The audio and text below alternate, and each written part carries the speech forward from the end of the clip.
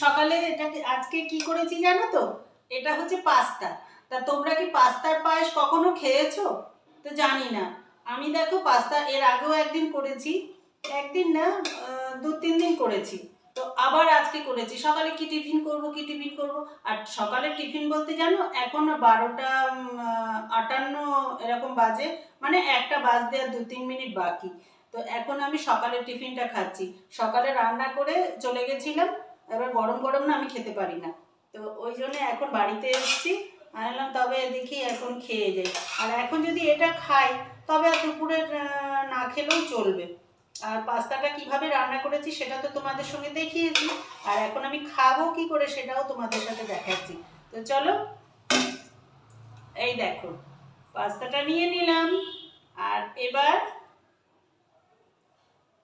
তোমরাও কিন্তু এইভাবে করে খেয়ে দেখবে, অপূর্ব লাগে।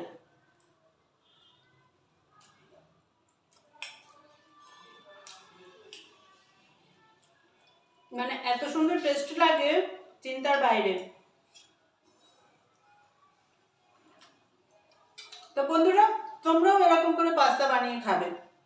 পাস্তার পায়েস দেখবে অসাধারণ স্বাদ।